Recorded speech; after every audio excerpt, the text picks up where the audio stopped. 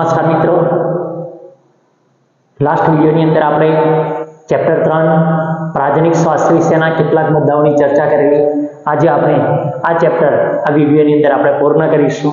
એની સાથે યુનિટ 1 પણ આપણે પૂર્ણ કરીશું. અહીંયા મિત્રો આપણે જોઈશું કે યુનિટ 1 ની અંદર ચેપ્ટર 1, 2 અને 3 નો સમાવેશ કરેલો છે.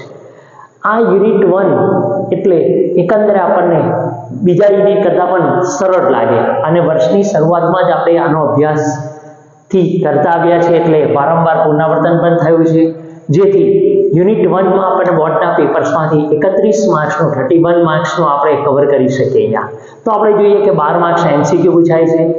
પાર્ટ બી ની વિભાગ એ ની અંદર 2 માર્ક્સના પ્રશ્નો, જેમાં 2 પૂછાય છે, જેથી આપણને 4 પૂછાય છે, એટલે 8 માર્ક્સનો આપણે કવર કરી શકીએ. એવી જ રીતે વિભાગ બી માંથી 3 માર્ક્સનો એક પ્રશ્ન અને વિભાગ સી માંથી 4 માર્ક્સના 2 પ્રશ્નો આપણે આમ ટોટલ યુનિટ 1 માંથી 31 માર્ક્સનો આપણે કવર કરી શકીએ. અહીંયા જોઈએ આપણે કે ચેપ્ટર 3 ના કેટલાક મુદ્દાઓ વિશે આજે આપણે જોઈએ અને આ ચેપ્ટર આપણે પૂર્ણ કરીશું, સાથે સાથે યુનિટ પણ પૂર્ણ કરીશું. તો જોઈએ આપણે કે અફળદ્રુપતા નિવારવા માટે ઉપયોગી સહાયક પ્રજનન એ પદ્ધતિઓ ART. મિત્રો ART નું પૂરું નામ પણ MCQ માં પૂછાય છે, એટલે સહાયક પ્રજનન પદ્ધતિ, એસિસ્ટેડ રિપ્રોડક્ટિવ ટેકનિક્સ વિશે આપણે માહિતી આપો. આ રીતે પ્રશ્ન આપણને પૂછાય તો આટલા શબ્દો વિશે આપણે એને ચર્ચા કરવાની છે. સાથે સાથે MCQ પણ આના સંપૂર્ણ નામની અંદર પૂછાય છે, એટલે આપણે ધ્યાન રાખીશું. અહીંયા IVF ની વાત કરીએ, ઇન વિટ્રો ફલન કે શરીરની બહાર શરીરની અંદર જેવી સ્થિતિમાં ફલન કરીએ છીએ, જેને આપણે IVF કહીએ છીએ, જે એમ્બ્રિયો ટ્રાન્સફર ET ની એક પદ્ધતિ તરીકે જોવા મળે છે.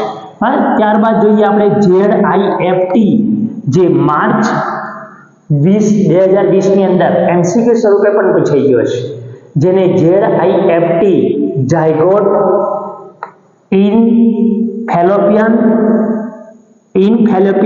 Transfer. Zygote in Fallopian transfer. મિત્રો આ શબ્દ અને GIFT આ બે શબ્દોમાં એક શબ્દમાં Z અને G એ બેમાં આપણે ધ્યાન રાખીશું. અહીંયા Z એટલે ઝાયગોટ, ઝાયગોટ એટલે ફલિતાંડ, એટલે કે ફલન શરીરની બહાર ફલન કરી અને ફલિતાંડ અથવા તો 8 ગર્ભકોષ્ઠીય કોષ ને અંડવાહિનીમાં ઇન્ટ્રાફેલોપિયન શબ્દ છે, જે આપણે ત્યાં ટ્રાન્સફર કરવામાં આવે. એવી જ રીતે અહીંયા કે જે સ્ત્રીઓ અંડકોષ ઉત્પાદન ન કરી શકતી હોય તેવી સ્ત્રીઓમાં દાતા સ્ત્રીના અંડકોષને ગેમેટ્સ છે, અહીંયા અંડકોષ લેવાનો આપણે એને ઇન્ટ્રાફેલોપિયન એટલે કે અંડવાહિનીમાં ટ્રાન્સફર કરવામાં આવે છે. એટલે આ બે વચ્ચેનો આપણે ડિફરન્સ અહીંયા જોઈશું આપણે. એવી જ રીતે બીજો પણ એક ડિફરન્સ આપણે અહીંયા ધ્યાન રાખવાનો છે કે ZIFT અને IUT આ બે શબ્દ વચ્ચેનો ભેદ આપણે અહીંયા સ્પષ્ટ કરવાનો છે.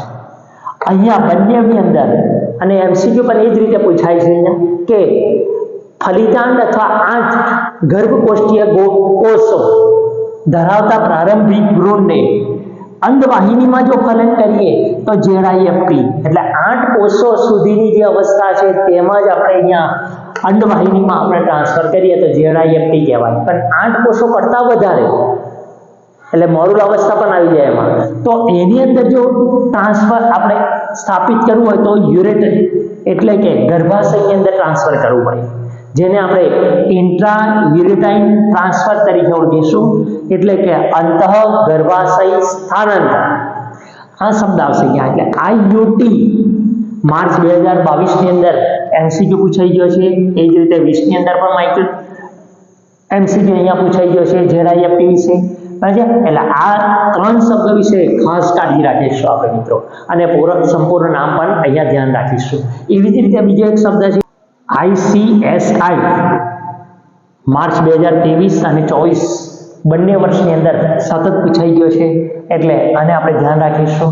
આનું સંપૂર્ણ નામ પણ પૂછાય છે ઇન્ટ્રાસાઇટોપ્લાઝમિક સ્પર્મ ઇન્જેક્શન. ફરીવાર આપણે જોઈએ ઇન્ટ્રાસાઇટોપ્લાઝમિક સ્પર્મ ઇન્જેક્શન. મિત્રો સ્પર્મ એટલે શુક્રકોષોને સીધા જ અંડકોષના કોષરસની અંદર ઇન્જેક્ટ કરવામાં આવે છે, એટલે કે દાખલ કરવામાં આવે છે.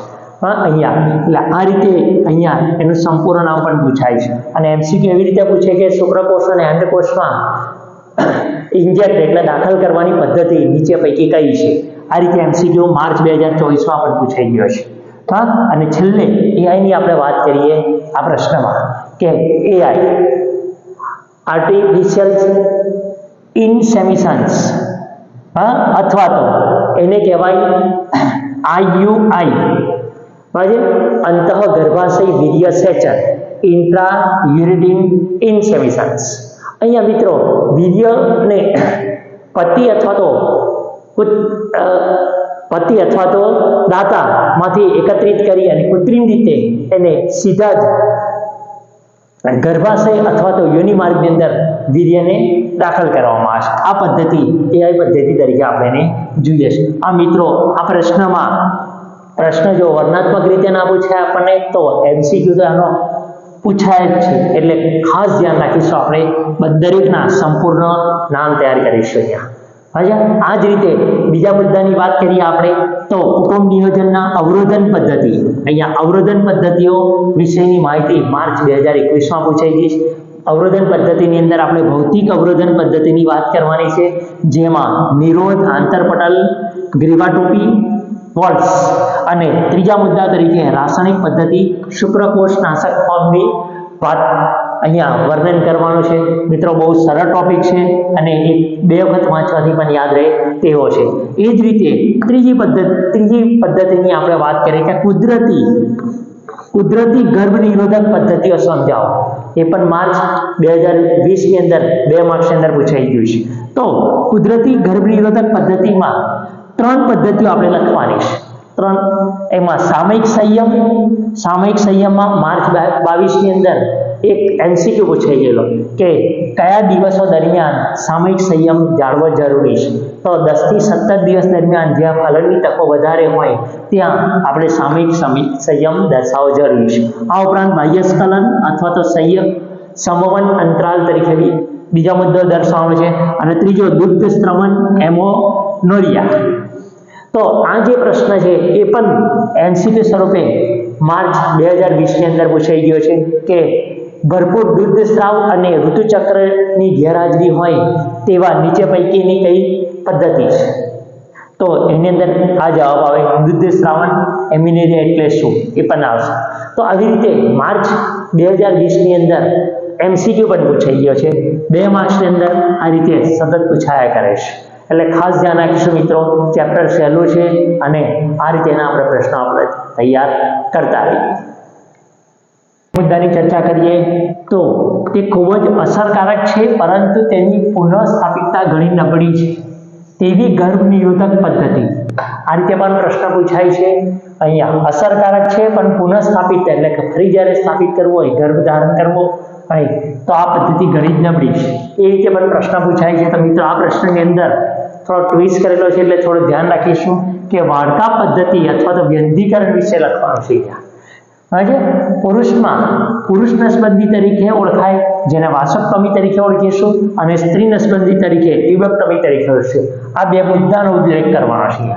તો પુરુષ નસબંધીની અંદર આપણે જોઈએ કે વૃષણ કોથળી પર નાનો કાપો મૂકી અને શુક્રવાહિનીને નાનો ભાગ દૂર કરવામાં આવે છે અથવા તો બાંધી દેવામાં આવે છે, જેથી શુક્રકોષોનું વહન ન થઈ શકે, જે વીર્યમાં શુક્રકોષોની ગેરહાજરીને કારણે ગર્ભસ્થાપન થવાની સંભાવનાઓ રહેતી નથી. તો આ રીતે આપણે દર્શાવવાનું છે. અહીંયા સ્ત્રીબંધી ટ્યુબેક્ટોમીમાં યોનિમાર્ગ કાં તો ઉદર પ્રદેશમાં નાનો કાપો મૂકી અને અંડવાહિનીને નાના ભાગને દૂર કરવામાં આવે છે અથવા તો બંને બાજુની અંડવાહિનીને બાંધી દેવામાં આવે છે, જેથી અંડકોષનો પ્રવેશ ગર્ભાશય સુધી ન થવાને કારણે ફલનની સંભાવનાઓ રહેતી નથી. મિત્રો આ પ્રશ્નની અંદર વાડકા પદ્ધતિ બી પૂછાય છે અથવા વ્યંધીકરણ તરીકે બી પૂછાય અથવા તો બંને પુરુષની નસબંધી અને સ્ત્રી નસબંધીનો તફાવત પણ અહીંયા પૂછાય છે. તફાવતને બંને ટોપિકના 4 મુદ્દા આપવા જરૂરી બને છે. એવી જ રીતે બીજા એક પ્રશ્નની આપણે અહીંયા જોઈએ કે આદર્શ ગર્ભ નિરોધક કેવું હોવું જોઈએ? મિત્રો આમાં પણ આપણે 4 મુદ્દા લખીશું, 2 માર્ક્સ મળે આપણને. એક, ઉપયોગ કરનારના હિતોનું રક્ષણ થવું જોઈએ. બીજો મુદ્દો છે સરળતાથી પ્રાપ્ત થાય તેવું ગર્ભ નિરોધક હોવું જોઈએ. ત્રીજામાં અસરકારક અને પ્રતિવર્તી રીતે ઓછામાં ઓછી આડઅસર દર્શાવતો હોવું જોઈએ. અને ઉપયોગ કરનારની કામેચ્છા અથવા ઉત્તેજના જાતીય સમાગમમાં અવરોધરૂપ ન હોવું જોઈએ. આવું ગર્ભ નિરોધક હોય જેને આપણે આદર્શ ગર્ભ નિરોધક તરીકે ઓળખીએ છીએ. મિત્રો 4 મુદ્દા અહીંયા દર્શાય છે. આમ આપણે આજે વિડીયોની અંદર આ ત્રીજો ચેપ્ટર પ્રાજનિક સ્વાસ્થ્ય ને આપણે અહીંયા પૂર્ણ કરીશું. એની સાથે સાથે અગાઉ કીધું તેમ યુનિટ 1 પણ પૂર્ણ કરીશું, જે 31 માર્ક્સનું છે. મિત્રો બધા જ ટોપિકના વિસ્તૃત જાણકારી માટે નીચે ડિસ્ક્રિપ્શનમાં લિંક આપેલી છે. એની અંદર દરેક ટોપિકના વિડીયો બનાવેલા છે, જે ડિટેલ રીતે તેનો અભ્યાસ આપણે કરી શકીશું. Thank you.